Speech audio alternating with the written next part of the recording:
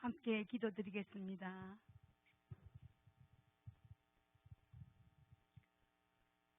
할렐루야. 새로운 한 해를 허락하신 아버지 하나님께 감사와 찬송과 영광을 드립니다. 부족한 저를 이곳에 세우신 아버지 하나님, 찬양과 기도로 예배를 시작하오니 우리들을 새롭게 하시고 형통케 하시며 우리 모두가 승리하는 삶을 살아갈 수 있도록 이 시간 축복하여 주시옵소서. 지나간 한 해를 생각하면 부족한 저희들에게 아버지께서 너무나 많은 축복을 누리게 하셨습니다. 순간순간 함께 하셨음을 감사를 드립니다. 우리의 삶이 변화되게 하여 주시고 새 마음을 열어 주시옵소서. 하나님의 백성으로 마땅히 살아가야 할 삶을 살지 못했음을 이 시간 고백합니다. 너희 죄가 주홍같이 붉을지라도 회개하면 눈처럼 희게 해주신다는 주님의 말씀을 믿습니다. 우리들의 입술과 눈과 귀를 주관하여 주시옵소서. 주님, 말씀을 들고 각 나라에 파면된 선교사님들을 필요한 모든 것을 채워주시고 건강을 지키시며 그 가족들과도 함께하여 주시옵소서. 아름다운 교회를 위해 기도드립니다. 지금까지도 지켜주신 아버지 하나님, 저희 교회가 살아남으로 수많은 믿지 않는 영혼들을 주 앞으로 인도하는 구원의 방주가 되게 하여 주시기를 간절히 기도합니다. 우리 아름다운 교회가 기도 소리가 끊어지지 않게 하면서 승리의 간증이 날마다 고백되게 하여 주시옵소서. 그러기 위해서 우리 모두가 한마음 한뜻이 되어서 서로 사랑하고 악의 영은 나가게 하시고 새로운 영으로 거듭나게 도와주시옵소서. 새롭게 편성된 목장, 각 기관에 맡은 직책 잘 감당하기 위하여 기쁨으로 봉사하며 서로 돌아보며 서로 격려하며 서로 협력하게 하여 주시옵소서. 주님께서 저희들을 창조하시고 기뻐하셨던 그때처럼 하나님의 형상을 되찾게 도와주시옵소서. 아버지, 그리하여 아름다운 교회가 풍성한 은혜 가운데 부흥하게 도와주시옵소서. 주님, 새롭게 오신 분들이 이곳에서 잘 정착할 수 있도록 주님께서 늘 함께하여 주시옵소서. 주일학교 우리 선생님들과 우리 아이들 눈동자같이 지켜주시고 주님 보시기에 가장 아름다운 자녀들, 믿음의 자녀들 되게 도와주시옵소서. 청년부가 새롭게 편성되었습니다. 예전에 많은 청년들이 교회의 주축이 되었던 그 시절로 돌아갈 수 있도록 다시 한번 우리 청년부가 부흥되기를 간절히 기도합니다. 아름다운 목소리로 늘 수고하시는 엘코 찬양팀, 주님께 영광 돌리는 찬양팀 되게 하여 주시옵소서. 말씀 전하시는 우리 목사님, 은혜로운 말씀이 선포될 때 하나님의 능력이 함께 하심으로 우리 모두가 회개하고 결단하는 역사가 일어나게 도와주시옵소서. 주님께 칭찬받는 교회, 부흥하는 교회, 서로 사랑하는 교회가 되기를 간절히 바라오며 우리를 다스리며 우리를 구원하신 예수님 이름으로 기도드렸습니다. 아멘.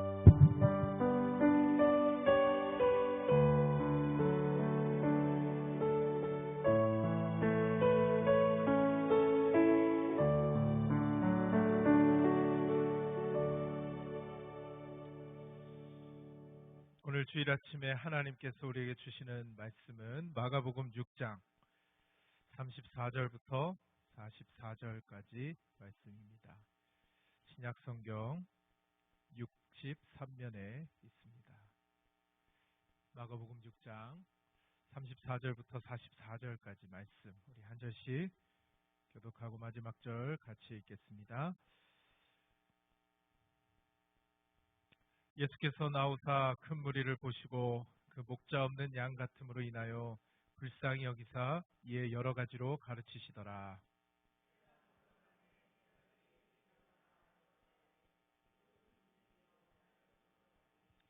무리를 보내어 두루 촌과 마을로 가서 무엇을 사 먹게 하옵소서.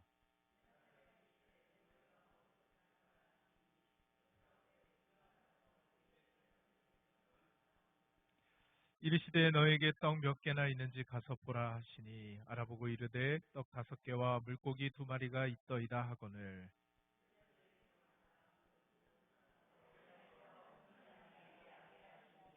때로 100명씩 또는 50명씩 앉은지라.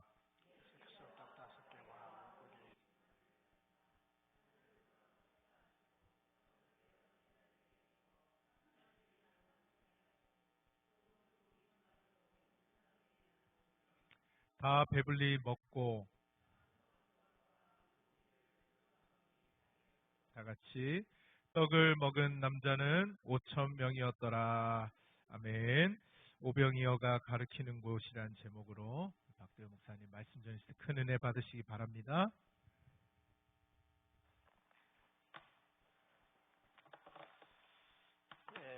많이 꾸물거리고 비가 오는데도 불구하고 이 자리에 여러분들이 오셔서 함께 예배드리는 거 너무 반갑고 귀합니다.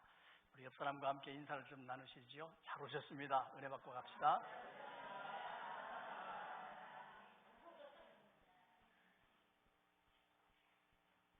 여러분, 예수를 안 믿는 사람들도요, 성경을 참 여러 각도로 압니다. 예수를 그렇게 안 믿는 사람들도 성경의 사건이 너무 유명해서 기억하고 있는 2가지 사건이 있어요. 그게 뭘 것 같아요? 안 믿는 사람도 너무 잘 아는 사건들이 있어요. 이야기처럼, 동화처럼 들려지는 다윗과 골리앗 얘기라든지, 오늘 여기 나오는 오병이어의 이 사건, 이 이야기는요, 안 믿는 사람들도 정말 잘 알고 있는 이야기입니다. 근데 그 2가지 사건 중에서 오늘 이 오병이어의 이 사건, 이 기적, 이 기적은요, 우리가 너무 안 믿는 사람도 잘하는데 우리는 얼마나 잘 알겠어요? 그 정도쯤이야 주일학교에서부터 잘 배워왔기 때문에 너무 잘 아는 사건이긴 하지만은, 저는 오늘 아침에 이 너무 잘 아는 이 사건을 다시 한번 좀 주목하고 싶은 마음이 있습니다. 여러분, 이 사건이 얼마나 중요한지, 복음서가 4복음서잖아요. 마태, 마가, 누가, 요한, 이 4명의 저자가 동시에 이 오병이어의 사건은 다 함께 기록을 하고 있어요.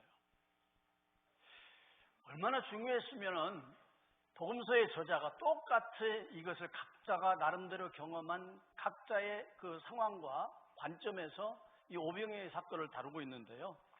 어쩌면 이 사건은요, 죽은 자가 살아났다, 혹은 병든 자가 고침을 받았다, 안진뱅이가 일어났다, 온갖 질병이 다 고침을 받았다, 이런 사건들보다도 더 사람들의 집중을 받고 획기적인 사건으로 기록될 수 있지 않을까.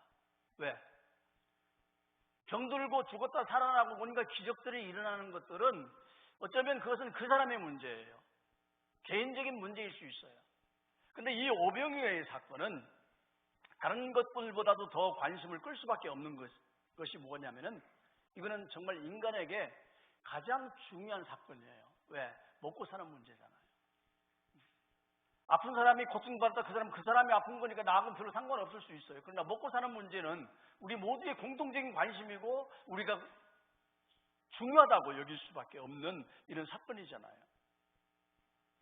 그래서 너무나 중요했기 때문에 요한복음의 이 기자는 오병이어 이 사건이 일어난 다음에, 이 기적이 일어난 다음에 사람들이, 야, 이분이야말로 우리의 인생의 문제를 해결할 수 있는 참된 지도자가 될 것이야. 이래서 예수님을 왕으로 삼으려고 그렇게 노력을 했던 것을 우리가 알 수 있습니다. 아주 중요한 문제이기 때문에 그래요. 여러분 한번 생각해 보십시오. 오병이어, 5개의 작은 떡조각과 2마리의 작은 생선, 이것을 가지고 몇 명이 먹었어요? 성인 남자만 5,000명이 먹고, 그리고 얼마를 거뒀다고요? 남은 조각이 얼마였어요? 12광조리. 말이 남자만 5,000명이니까 여자라든지 당시에 모이던 아이들까지 포함을 한다면 적어도 한 2만 명 정도가 되지 않았나.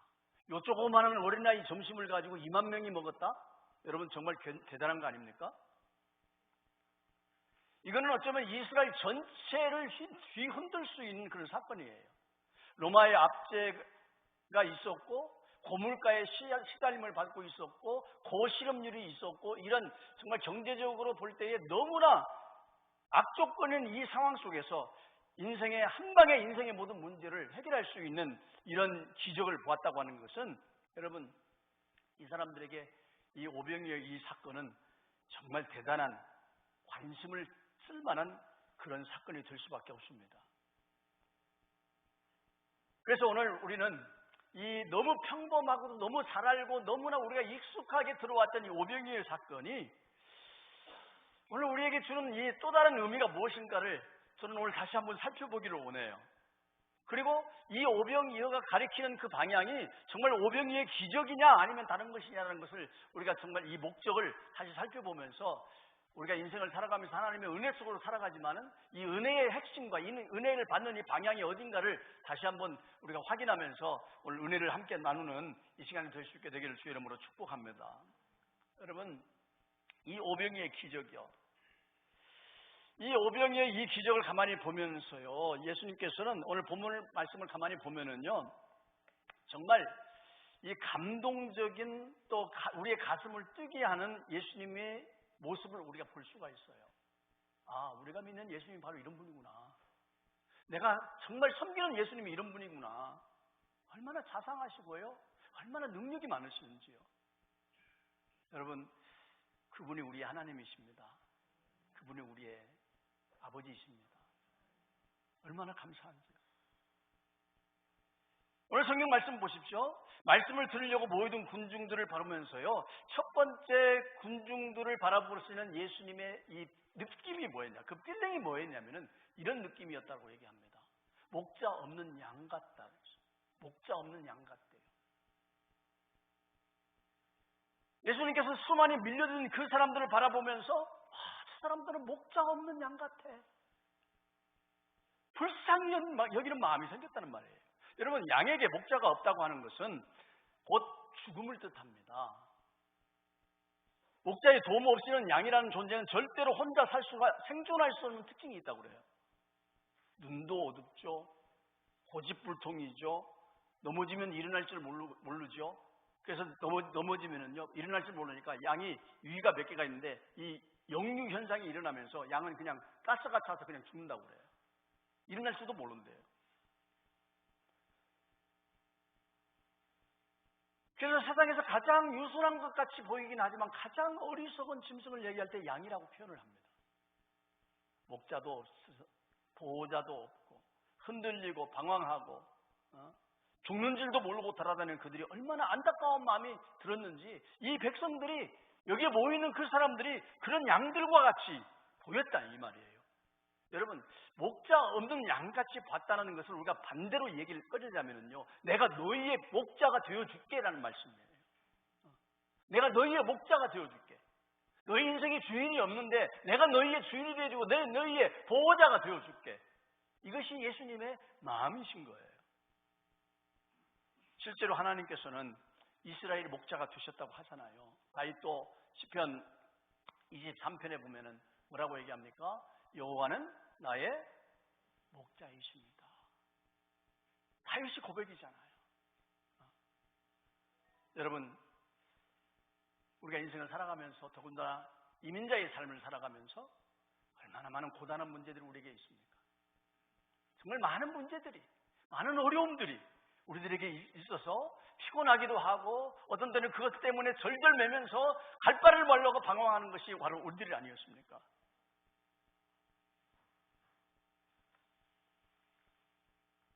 여러분 혼자 잘난 척하고 돌아다니지 마시고 내가 너희의 목자가 되어줄게 이런 예수님께 여러분들의 인생을 맡겨보시기를 바랍니다. 맡겨보십시오.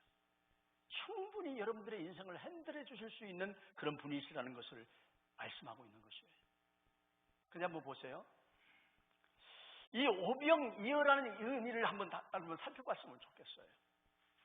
작은 물고기 2마리, 여러분 작은 물고기라고 그랬어요. 뭐 참치 같은 그런 거대한 물고기겠습니까? 여러분 LA 가면 북창동 순두부 가보셨죠? 북창동 순두부 가면 꼭 나오는 생선이 한 마리 있죠. 조그마한 튀긴 조기. 아마 애가 먹을 거니까 아마 그 정도 크기 되지 않을까 저는 상상을 해봐요. 보리떡 5개라고 그랬어요. 여러분 코스코에 피자만한 보리떡이겠어요? 조그마한 손바닥만한 조그만 어린아이가 먹을 수 있는, 점심으로 먹을 수 있는 그 작은 케이크 같은 거예요.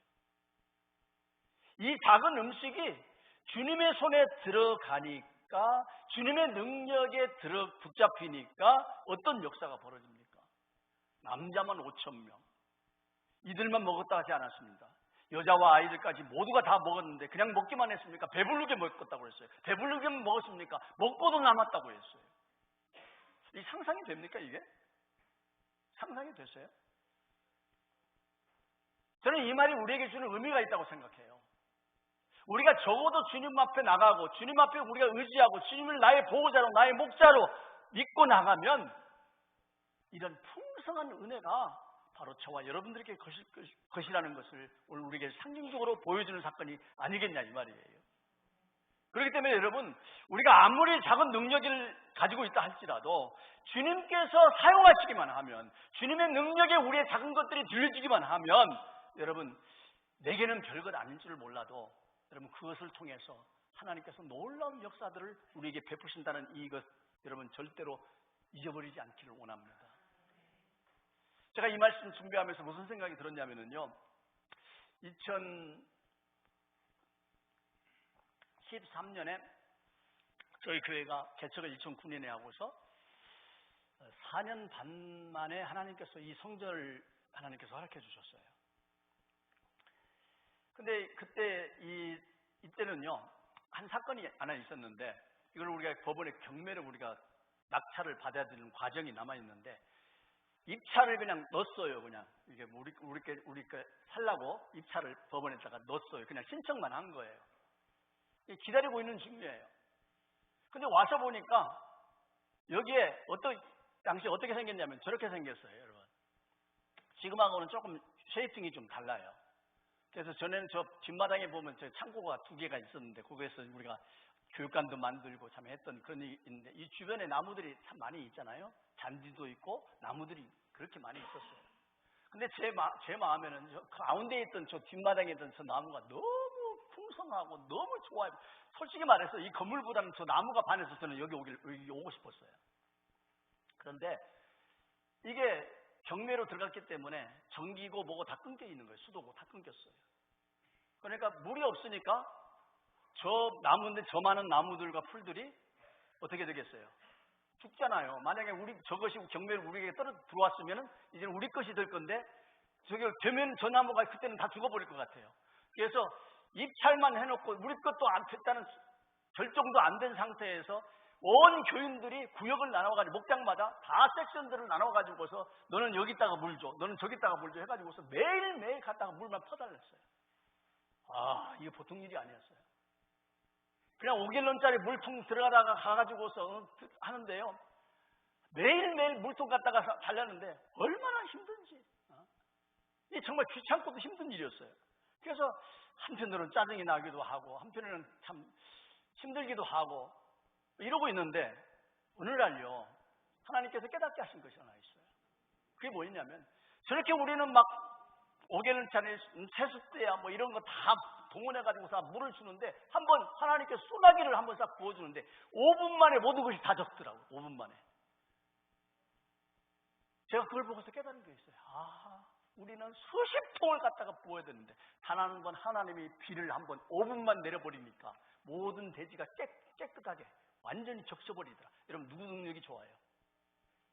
누구 능력이 좋아요? 하나님의 능력이 좋은 거 아니냐 이 말이에요. 여러분 바로 그겁니다. 우리는 작은 힘이 들 수밖에 없어요. 작은 인생을 가지고 쩔쩔매면서 이 인생 정말 너무나도 힘들어서 쩔쩔매면서 살아갈 수밖에 없어요. 그러나 내 손에서 해결하려고 하지 말고 주님의 손에 우리가 맡겼습니다. 그 주님께, 목자 되신 주님께 우리를 맡기고 살면 우리의 작은 것들이 하나님의 능력 안에서 온전한 것이 되게 하실 줄로 믿으시기를 바랍니다. 자, 그렇다면요, 그런 은혜를 어떻게 하면 맛볼 수 있겠는가 하는 거예요. 어떻게 하면 내가 가진 그 작은 오병이어와 같은 이 작은 것들이 주님의 내에서 놀라운 기적을 만들어낼 수 있는 그런 역사가 일어날 수 있는 그 대목이 어떤 부분인가? 오늘 아침에 그걸 말씀드리고 싶은데 가만히 본문을 살펴보면서 두 가지가 보여요. 어떻게 하면 그런 기적이 나에게 이룰 수 있는가? 오늘 한번 생각해 보세요. 첫째는 뭐냐면 여러분, 가난한 마음이에요. 하나님의 은혜가 우리 안에서 역사될 수 있는 첫 번째 조건이 있다면 우리 마음속에 뭐한 거? 가난한 마음이에요. 겸손한 마음이에요. 다른 말로 하면 간절함이에요. 간절한 마음. 여러분, 오늘 우리가 읽지는 않았습니다만 그 앞에 우리가 본문 말씀 앞에서 무슨 얘기를 하냐면 저 말씀이 있는데요. 우리 한 말씀 좀 보이시나요? 같이 한번 읽어볼까요? 같이 읽어봐요. 시작. 이르시되 너희는 따로 한적한 곳에 가서 잠깐 쉬어라 하시니 이는 오고 가는 사람이 많아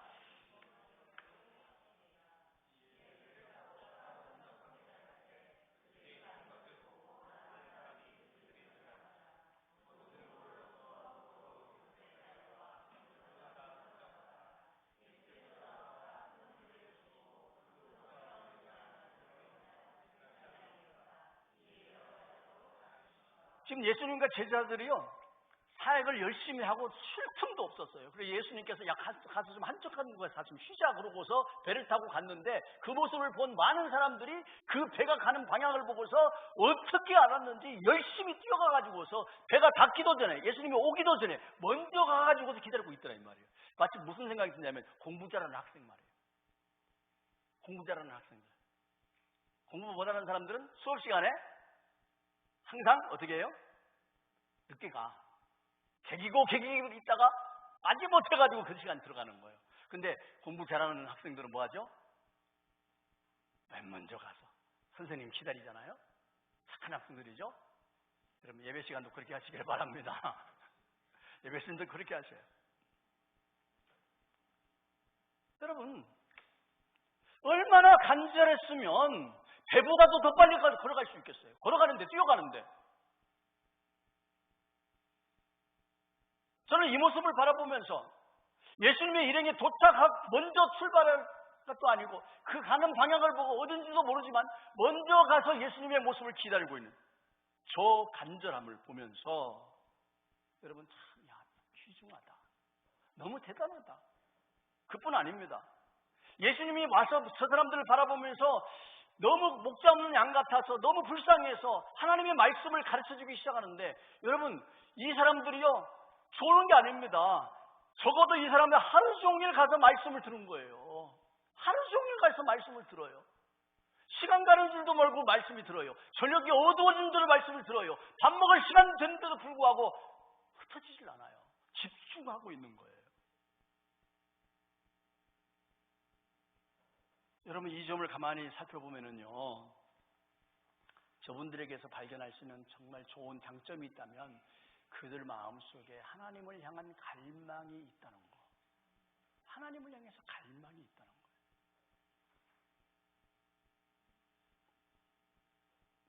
뿐만 아닙니다. 제자들이 예수님의 말을 듣고서 거기에 보면 청중 가운데 빵 가진 사람을 찾으러 가잖아요. 즉 먹을 것을 가진 사람들을 찾기 시작했어요. 근데 한번 생각해 보세요. 거기에 남자만 몇 명?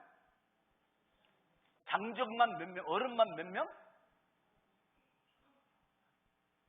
나만 얘기하지 말고.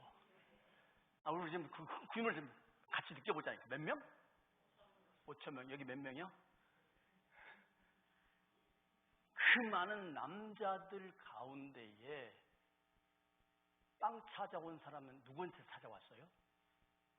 누구한테서 찾아왔어요? 그 5,000명 남자들 가운데 누군가가 가지고 있는 그 빵을 가져온 것이 아니라 전혀 생각지도 않는 어린아이, 숫자도 들어가지 않는 그 어린아이에게서 빵을 발견하고 거기서 찾아왔다 이 말이에요. 자, 한번 이 지점을, 이건 상상입니다. 이건 상상인데 한번 제가 이걸 묵상해 봤어요. 그 모여든 성인 남자들 가운데에 그 빵 없는 사람들이 다 정말 진짜 아무것도 없었을까요? 아무것도 없었을까요? 저는 이 생각이 드는 거예요. 자, 우리 이런 경험들이 있잖아요. 음식 먹으러 우리가 한 이제 몇 사람이 뭉쳐서 이제 친구들이랑 식당에 갔습니다. 식당에 가가지고서 밥을 열심히 먹고, 우리 한국 사람들은 특별한 게 있죠. 식사를 누가 먼저 내냐. 식사비 누가 먼저 냅니까? 여러분 타입은 어떠십니까? 여러분이 먼저 내십니까? 남이 먼저 내게 만드십니까? 집사님 어떤 타입이에요? 여러분은 어떤 타입이에요? 근데 우리 어떤 분은 생각을 이럴 때 있잖아요. 주머니 딱 생각해보고, 저거 얼만데 저거 계산하면 우리 딱 통밥 나오잖아요. 몇 명분 얼마, 팁까지 얼마 딱 계산 나오니까 저거 돈을 내야 되겠는데 내가 내 마라. 이거 내가 내야 되나 말아야 되나 고민해 보신 적 있으세요? 네? 아니면 막 에이 내가 다 낼게 뭐 이런 타입이십니까?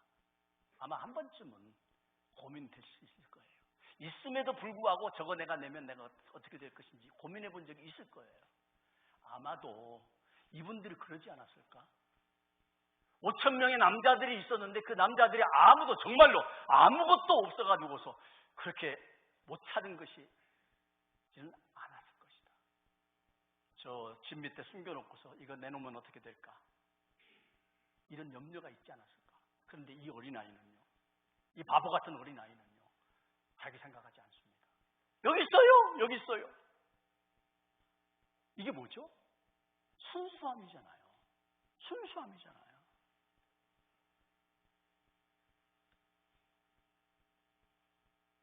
여러분, 하나님의 은혜는 언제 오냐 이 말이에요.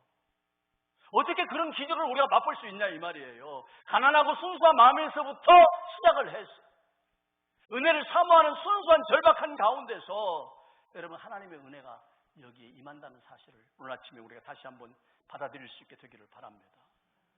가슴에 열망이 있어요. 은혜를 향한 순수한 마음이 여기에 있어요. 사모함이 있고 간구함이 있고 겸손함이 있고 가난한 마음이 여기에 있는 거예요. 즉 뭐냐? 마음의 문이 열려 있다 이 말이에요.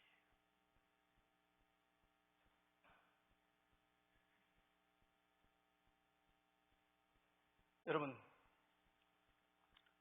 그런데 그 은혜를 까먹는, 그 은혜가 되지 못하고 기적이 되지 못하게 하는 반대급부의 행동도 있다는 것을 여러분들 생각해 보세요. 그것이 뭐냐면 우리의 합리적인 이성이에요. 오늘 하나님의 기적이 맛보아야 되는데, 하나님의 능력이 우리에게 나타나야 되는데, 하나님의 놀라운 그 섭리들이 우리 가운데 나타나야 되는데, 이것을 방해하는 것이 있다면 우리의 순수한 마음을 잃어버리고 합리적인 이성들이 우리에게 있어서 이 합리적인 이성을 뛰어넘지 못하는 그런 거예요. 이것이 하나님 이 기적을 방해하는 요소가 될 수 있겠다는 거죠. 자, 생각해 보십시오.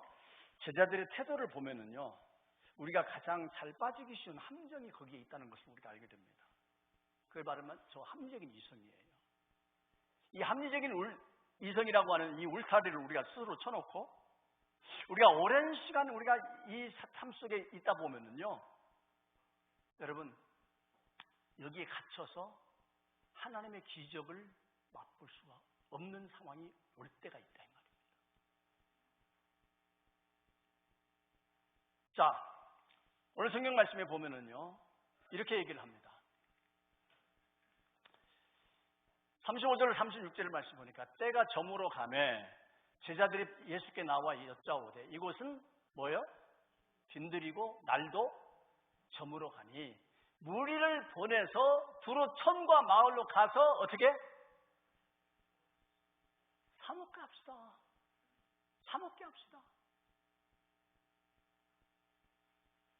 자, 시간이 늦어졌습니다. 날이 어두워졌습니다. 식사 때가 가까워졌어요. 근데 장소는 시내도 아니고 상가도 아니고 아무것도 구할 수 있는 그런 장소도 아닌 빈들입니다. 식당도 없고 주변에 민가도 없습니다. 그리고 사람들은 뭐 100명 정도라면 뭐 그 12명이 또 먹일만 하겠지만은 이건 뭐 몇만 명 정도 모여 있으니 어떻게 그게 가능하겠다고 생각해요. 너무나 많아서 엄두가 나지 않습니다. 그래서 제자들이 제안하죠. 예수님 보냅시다. 각자 도생하도록, 각자 문제 해결할 수 있도록 가서 사 먹고 오라고 그렇게 한번 보냅시다. 이렇게 얘기했어요. 그때 예수님께서 뭐라고 얘기하시죠? 너희가 먹을 것을 주어라. 너희가 먹을 것을 주라는 거예요. 제자들이 깜짝 놀랐어요. 그래서 반응이 나왔죠. 37절에 뭐라고 해요? 우리가 가서 200데나리온의 떡을 사다가 먹이라고요? 여러분, 이 말을 가만히 생각해 보면, 여러분 이 계산한 사람이 있죠. 이 동계산한 사람이 있었어요. 예수 믿는 제자 중에. 누구죠? 시몬 아니에요? 이 사람이 딱 계산해 보니까 이 많은 사람 먹이려면 적어도 200데나리온. 여러분 200데나리온이 어느 정도 가치냐면요. 당시의 노동자 한 사람이 1년 가까이 벌어야 되는 돈이라고 그래요. 작은 돈이요, 큰 돈이요? 큰 돈이죠. 여러분 제자라면 생각한 걸 머릿속으로 계산이 끝났어요. 아, 이 사람 먹이려면 200데나리온이 필요해. 근데 이 돈 있어요, 없어요? 여러분 못 쓸 거라고 생각하죠. 저는 없을 것이라고 생각하지 안 드는 것이 왜 그런 줄 아세요? 저는 이 말이 어떤 뉘앙스로 들리냐면은, 이거 이만한 돈 여기다 쓰라고요? 여기다가 이 돈을 쓰라고요? 예수님, 이거는 여기다 쓸 돈이 아니거든요. 우리도 먹고 살아야 되고 다음 사역도 해야 되고 이것도 해야 되고 저것도 해야 되는 것이 있는데 여기다 다 털어버리면 우리 어떻게 살라고요? 이런 계산은 없었을까요? 이런 계산은 없었을까요?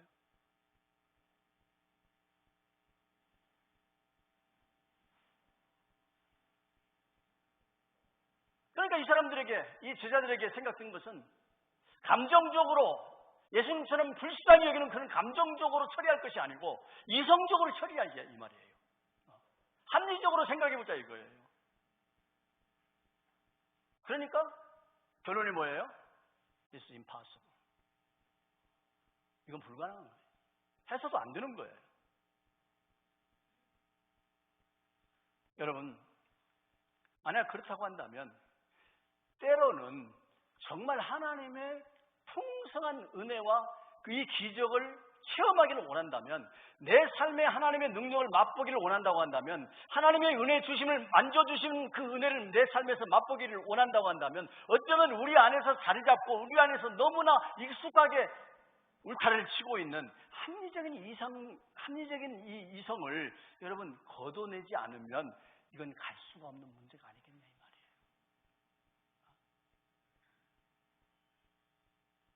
여러분, 우리가 합리적으로 생각해서 이것이 안 된다고 결론이 내려질 때 안 된다고만 여러분 생각하지 마시고 이것을 거둬내서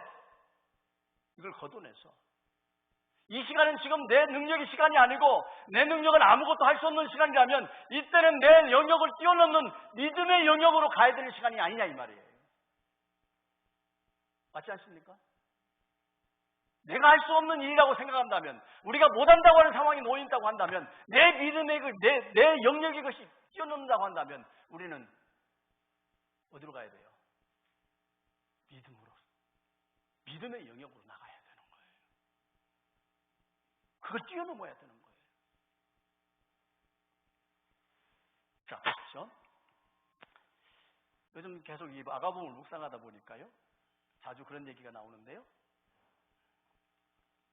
마가복음 보면 여러분 예수님께서 두로와 시돈으로 가셨을 때에 거기서 수로보니게 여인을 만나잖아요. 그 수로보니게 여인을 만나가지고 이 여인이 자기 딸이 귀신 들렸으니까 와가지고 예수님한테 막 고쳐달라고 청혼을 하죠. 미친 듯이 청혼합니다. 근데 예수님께 마지막 들은 말은 뭐예요? 자네의 떡을 취해서 개에게 던져주는 것이 마땅치 않다. 개 취급을 받았잖아요. 그러니까 이 여인이 뭐라고 그러죠? 맞습니다. 옳습니다. 그렇지만 개들도 주인의 상에서 떨어지는 부스러기 먹고 살지 않습니까? 이 말 하잖아요. 얼마나 참 귀한 고백이에요. 근데 어느 성경학자가 이렇게 얘기를 하더라고요. 이 두로와 시돈이라는 지역은 이방인 지역이긴 하지만 경제적으로 굉장히 부유한 지역이 있다고 그래요. 그리고 이 여인이 어떤 정도, 이 여인이 그냥 우리 생각하기에 그냥 개 취급받아도 되는 이방 여인, 개 취급받아도 뭐 자존심 안 상할 그런 천민, 뭐 가난한 사람, 이런 여인이 아니라는 거예요. 뭘 보면 아냐? 나중에 아이가 고침을 받고 가서 보니까 침상에 누워 앉았더라고. 그 얘기를 이 대목할 때 이 침상이라는 단어가 그 당시에 그 사회 속에서 가장 부자들이 쓸 수 있는 가장 고급의 침상을 의미하는 단어라는 거예요. 그 이야기는 뭐냐면 이 여인이 어떤 여인이었다는 거예요? 부자였다는 거예요. 부자였다는 얘기예요.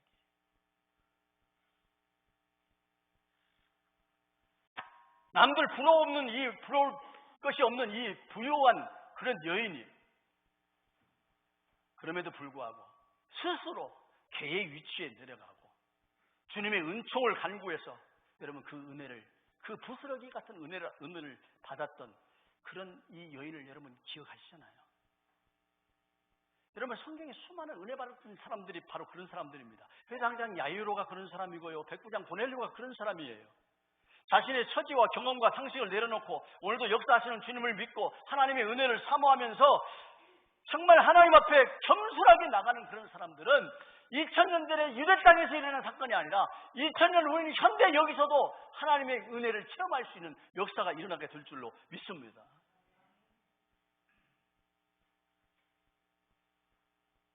여러분, 사도행전 17장 11절 말씀을 보면 이렇게 얘기를 하고 있어요. 자, 우리 다 같이 한번 읽어볼까요? 시작. 베레아에 있는 사람들은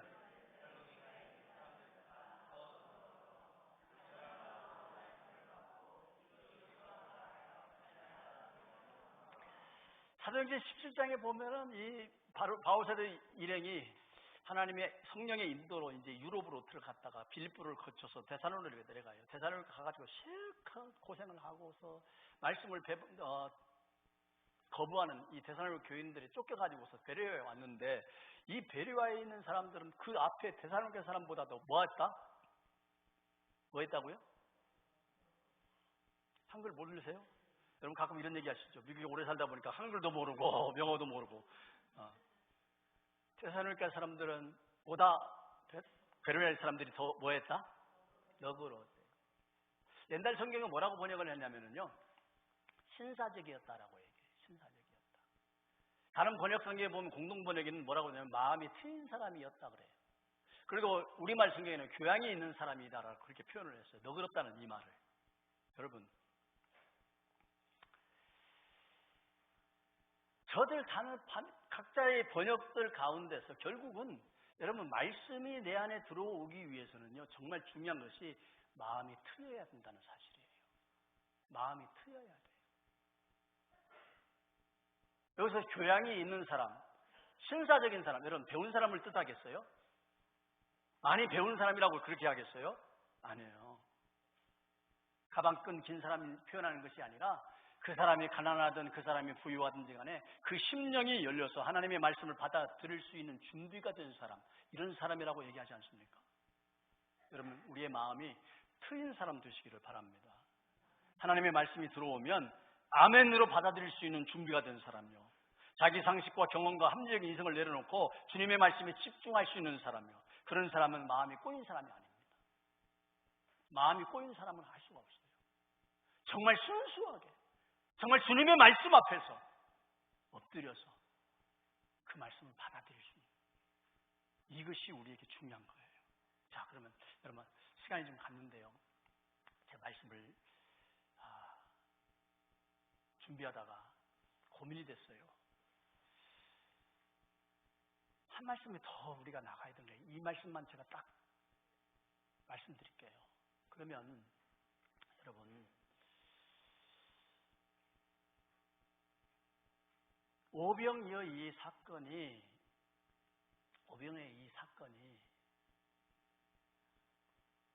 뭘 우리에게 진짜 가르치기 위한 거냐는 거예요.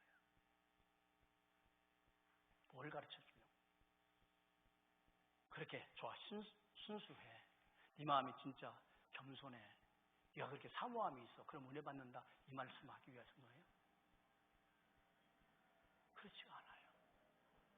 만약에 우리가 이 말씀을 우리가 이렇게 사모하고 이렇게 가난하고 이렇게 우리의 이성을 뛰어넘는 믿음을 가지고 있다고 한다면 이런 은혜 받는다, 여러분 여기서 그치면요, 오늘 이 말씀 그대로 우리에게 적용이 되어버려요.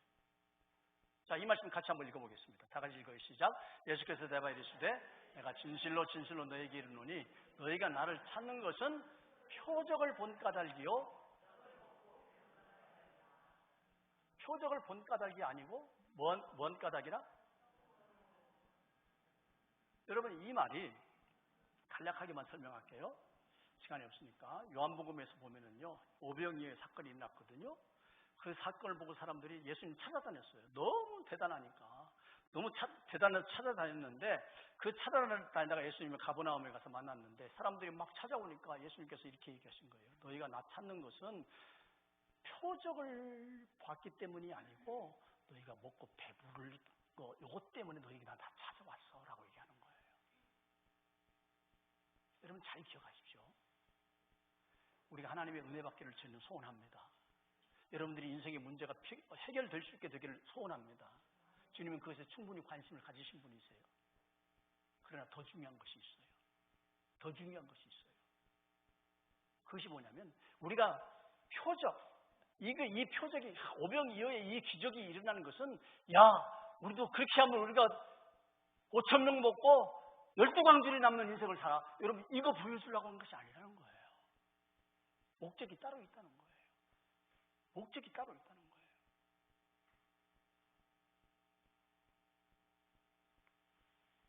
여러분 만약에 우리가 먹고 사는 이 문제에 집중하고 우리가 이 표적이 일어날 때마다 하나님 참 대단하셔. 하나님 정말 놀라운 분이셔. 정말 은혜가 많으신 분이야. 이 기적의 하나님이야. 하나님 오늘도 이 문제 해결해 주십시오. 여기에 집중하는 한 여러분 이것에 집중하면 우리는 그냥 기복신앙에 머무를 수밖에 없다. 이 말이에요. 기복신앙. 오늘도 복 주세요. 여러분 예배하는 이유가 복 달라고 거기에 그치면 안 되는 거예요. 정말 우리가 들여다보이는 것이 뭐냐면 다른 것이 있잖아요. 여러분 꼭 기억하십시오. 오병이어의 이 기적과 같은 기적이 일어나는 것은 우리의 인생의 문제가 해결되는 것도 되는 것이지만 이것을 통해서 뭘 보라는 거예요. 이 기적을 행하시는 누구를 보라?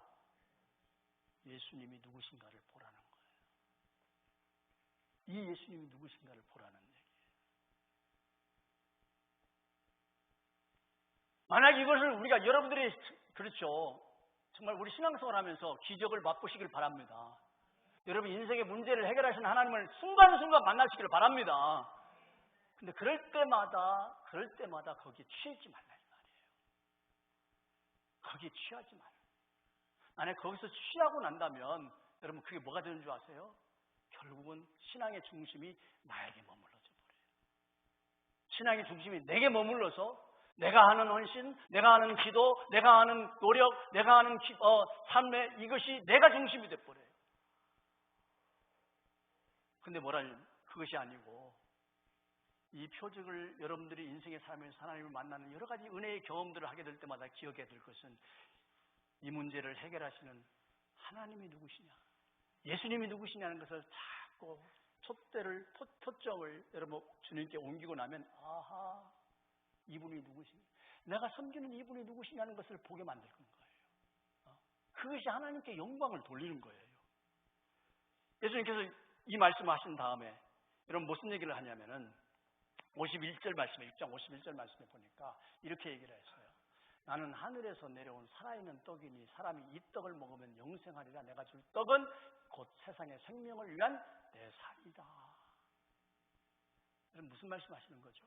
오병이어의 이 사건을 통해서 지금 예수님께서 가르쳐주고 싶었던 것은 뭐냐면 이것이 뭘 의미하는 것이냐, 진짜 인생에 배부를 것이 뭐냐, 진짜 여러분 인생에 문제가 해결되고 거기서 좋다고 여러분 퍼져 있는 것이 아니라 이게 의미하는 것이 뭐냐, 결국 예수님께서 의미하는 것이 뭐냐, 내 살이다.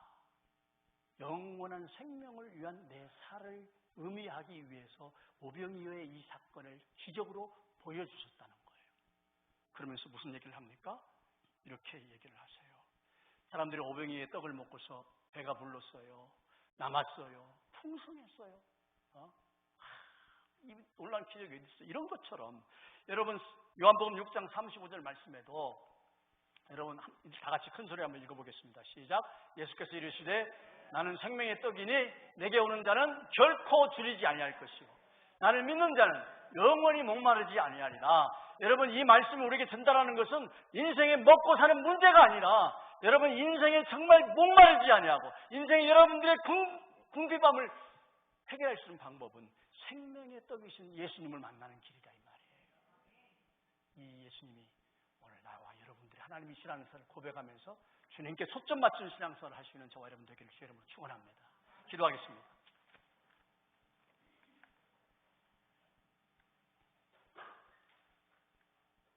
하나님 아버지, 종교 생활하면서 육신의 필요를 위해서 살아가는 것이 우리들이지만 주님, 육신의 필요를 해결하시는 주님을 만날 때마다 육신의 필요의 만족감을 누리는 것이 아니라 더 한 발걸음 나가서 그 필요를 채우시는 하나님이 누구신지를 발견하는 은혜가 있게 하여 주시옵시고, 나에게 중심이 있는 신앙생활이 아니라 주님께 초점 맞춘 신앙생활 가능하도록 인도하여 주시옵소서. 예수님의 이름으로 기도하옵나이다.